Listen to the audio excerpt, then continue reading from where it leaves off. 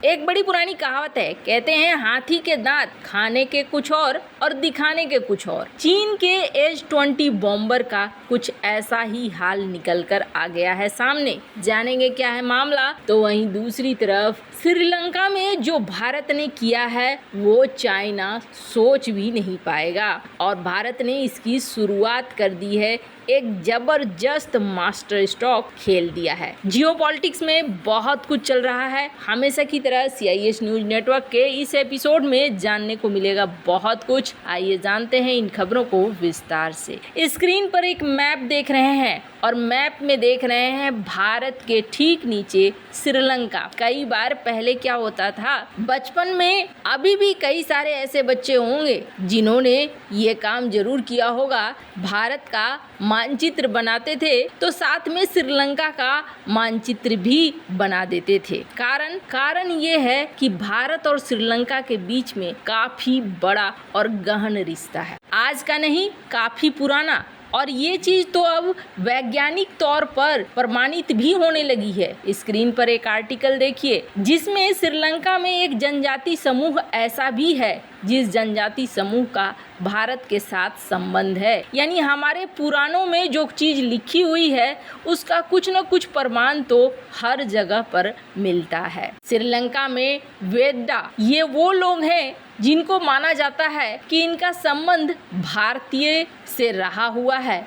इनके DNA भारत से मिलते जुलते बताए जाते हैं। हाल फिलहाल में भारत ने श्रीलंका की कई सारी मदद की है। स्क्रीन पर एक आर्टिकल देख सकते हैं। अभी भारत ने कई सारे देशों को एक्सपोर्ट पे बैन लगा रखा है प्याज का, लेकिन श्रीलंका को भारत दे रहा है। कुछ लोग ये मानते हैं कि देने से कोई फायदा नहीं है, इसलिए फायदा नहीं है क्योंकि श्रीलंका पूरी तरीके से चाइना के इशारे पर चल रहा है और ऐसे में चाइना का प्रभाव ही बढ़ेगा जैसे कि मालदीव में बढ़ा है। पर आपको बता दूं, ऐसा भी नहीं है कि भारत हाथ पर हाथ रखकर बैठा रहे, ये भी सही नहीं है। ऐसे में भारत ने एक बहुत ही बढ़िया चीज करी है और इसे आप भी मानेंगे, आपको भी लगेगा हाँ जी ये कदम बहुत ही ज्यादा महत्वपूर्ण था। किसी भी देश के लोगों को अपने कल्चर से जोड़ना ये एक बहुत महत्वपूर्ण चीज होती है और श्रीलंका और भारत के बीच में तो प्राचीन काल से ये चीजें हैं। स्क्रीन पर एक मैप देख रहे हैं आप। इस मैप में देखिए ये सारे वो जगह हैं जो कहीं न कहीं रामायण से जुड़े हुए जगह हैं। कोई भी इलाका श्रीलंका का नहीं बचता है। यहाँ तक कि जाफना में भी रामायण से जुड़ी चीजें हैं। हम्बनटोटा पोर्ट के पास में भी हैं। इसके अलावे मातारा, इल्ला, हर जगह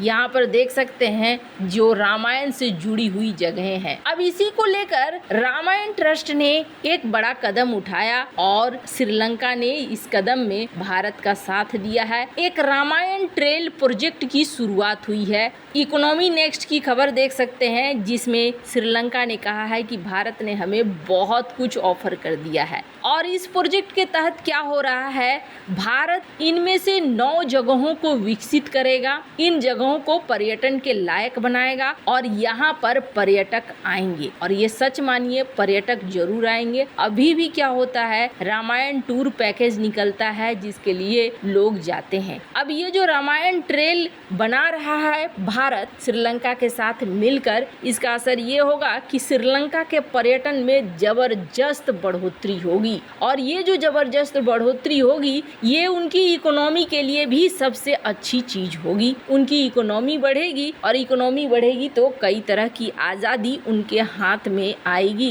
जिस तरीके से अभी चाइना के दबाव में आ जाते हैं वो चीजें फिर होनी बंद होंगी। चाइना की ज्यादातर पॉलिसी ऐसी ही रहती है कि सबसे पहले किसी देश को इतना गरीब कर दो कि वो आप पर निर्भर हो जाए और जब आप पर निर्भर हो जाए तो फिर आप अपनी शर्तों को रखो। तो ऐसे में श्रीलंका की इकोनॉमी जो पहले भी पर्यटन पर आधारित थी, इस प्रोजेक्ट के बाद बहुत ही ज्यादा फायदे में रहने वाली है। और भारत के लिए अच्छी बात यह है कि भारत जो यहाँ पर सांस्कृतिक जुड़ाव कर रहा है, ये जुड़ाव एक ऐसा जुड़ाव रहेगा जो श्रीलंका के लोगों को भारत के साथ जोड़े रखेगा और ये चीज चाइना के प्रभाव को कम करने में बहुत बड़ी मदद करेगा। स्क्रीन पर ये कुछ जगह देख रहे हैं आप, ये वो जगह है जो रामायण से जुड़े हुए हैं। और बहुत ही बड़ा स्कोप है यहाँ पर इन्हें पर्यटन स्थल में विकसित करने का। अभी तक श्रीलंका में जो भारत प्रोजेक्ट कर रहा है पोर्ट वगैरह का, वो कमर्शियल प्रोजेक्ट राजनीतिक दृष्टिकोण से भले हो, पर ये जो प्रोजेक्ट है ये प्रोजेक्ट राजनीतिक, सांस्कृतिक हर दृष्टिकोण से भारत के लिए फायदेमंद। जहाँ एक तरफ ये सब कुछ हो रहा है, वहीं दूसरी तरफ चाइना के H-20 बॉम्बर्स को लेकर बहुत बड़ा खुलासा हुआ है। आजकल चाइना क्या करता है, दुनिया भर को अपने H-6 और H-20 बॉम्बर्स को लेकर डराता है और डराने की कोशिश करता है। इसको लेकर अमेरिका ने कई बड़े खुलासे कर दिए हैं और अमेरिका ने कहा है कि इस बॉम्बर से डरने की कोई जरूरत नहीं है। अमेरिकी रक्षा मंत्रालय के एक खुफिया अधिकारी का कहना है कि चीन के नए लंबी दूरी के स्टील्थ बॉम्बर सियान H-20 से डरने की जरूरत नहीं है। उन्होंने कहा इस विमान के डिजाइन में कई खामियां हैं। अमेरिकी अधिकारी ने पेंटागन में पत्रकारों से बात करते हुए नाम न छापने की शर्त पर कहा कि H-20 के साथ बात यह है कि जब आप वास्तव में सिस्टम डिजाइन को देखते हैं तो ये शायद USLO प्लेटफॉर्म जितना अच्छा नहीं दिखता है। अमेरिकी अधिकारी का कहना है कि उन्हें चीन के कई इंजीनियरिंग डिजाइन चुनौतियों का सामना करना पड़ा है। आप वास्तव में उस सिस्टम की क्षमता को B-2 या फिर B-21 से तुलना ही नहीं कर सकते हैं। विशेषज्ञों का मानना है कि चीन ने H-20 बॉम्बर्स को अमेरिका के B-21 रेडार के जवाब के रूप में बनाया है। हालांकि चीन की सरकारी गोपनीयता को देखते हुए इस चीनी कार्यक्रम के बारे में बहुत कम जानकारी है, लेकिन ये वैसा नहीं है जैसा दिखलाने की कोशिश किया जा रहा है। वैसे मार्च में एक चीनी सैन्य अधिकारी ने कथित तौर पर कहा था हांगकांग कमर्शियल डेली को कि H-20 का जल्द ही अनावरण किया जाएगा, लेकिन समय नहीं बताया गया कि कब तक ये बनेगा। अमेरिकी रक्षा मंत्रालय के खुफिया अधिकारियों का कहना है कि आप सिर्फ यही जानिए कि अगर वो अनावरण कर भी देते हैं, दुनिया के सामने अपने बॉम्बर को ला भी देते हैं, तो इसका मतलब सिर्फ यही है कि वो दिखलाना चाहते हैं कि हम एक महान सैन्य शक्ति हैं। इसका मतलब ये नहीं है कि वास्तव में उन्हें उस तरह की क्षमता मिली हुई है जिसकी उन्हें आवश्यकता होगी। आपको बता दें जिस मात्रा में उन्हें जरूरत है ऐसा कुछ भी नहीं बना है। पहले भी H-20 का मजाक उड़ा चुका है, ये पहली बार नहीं है। अमेरिकी रक्षा मंत्रालय के अधिकारियों ने चीन के सैन्य विमान आधुनिकीकरण योजना के